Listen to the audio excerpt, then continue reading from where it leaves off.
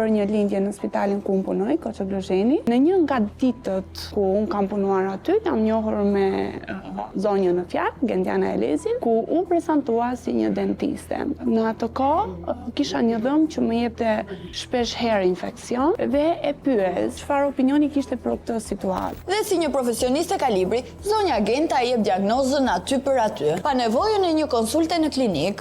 Duke e parë gojën time në atë moment, më thotë që ky dhëm ka një infeksion shumë të lartë, duhet patjetër që të hiqet, të bëhet një ndërhyrje e menjëhershme sepse do të infektonte edhe dhëmbët ngjitur, çka kjo ishte e rrezikshme për shëndetin tim, dhe duhet të hiqte edhe dhëmbën e qenit, ta zbriste poshtë. E njëjta gjë edhe me dy zonjat e tjera. Diagnozë me sy të lirë dhe pas një verifikim. Për një dhëmë që kisha, filloi, kjo duhet hequr, kjo duhet hequr, kjo të prish dhëmbët, ajo të prish dhëmbët. Më ullë për të parë, për të bërë kontrollin dhe më thotë që, shiko, më thotë mua, nuk të duen 4, po të duen 6, por zirkoni, thotë, është i bardhë, është shumë i bardhë dhe ti të kesh një dalim në qeshje dhe të t'i bëj motra, jo thoshte të gjithëve, të t'i bëj motra të gjithë gojën me një ofertë.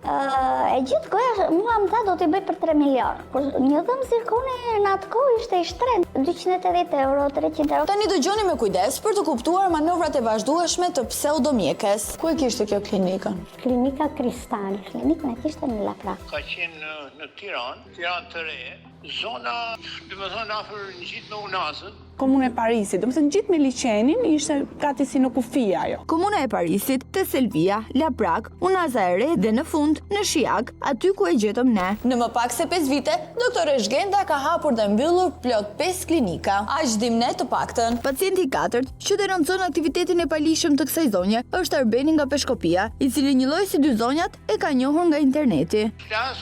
Më thot, hajde në klinik, shkoj takohen, bëjmë shikimin e gojës, dhe më thonë verifikimin e gojës, dhe bëjmë llogaritë, bëra gojën komplet, 4 implante, dhe përfundimisht në kryt muaj që bëra punën, e bëri shumë shpejt si punë, dhe më thonë pak e habitshme, po prapë, unë nuk isha specialist. Edhe fillova probleme, infeksione, gjëra, dhe detyrimisht mas gati nuk shkoj edhe një vit, unë i hoqa komplet. Fillova mjekimin, mirë po ajo direkt më futi darën dhe mi hoqi. Do t'i rregulloj unë falas, do t'i bëj unë kështu, do të bëj dhurat për vitin e ri, të që s'të kanë bërë fëmijë, do të ta bëj unë. Për secilin nga pacientët që përshkonte, Genta përdorte strategjinë e bamirëses, diku me oferta zemërgjëra e diku për hir të njohjes dhe miqësisë. Por gjithmonë me qëllimin e vetëm, kap çfarë të kapësh. Nuk e di se si ma mbushi mendjen, as vet nuk e kuptoj, por gjën që kuptova dhe më bëri përshtypje sa vajta, kërkonte lek në dorë. Dhe ju ja dha? Unë ja kam dhënë brenda ditës mua ajo,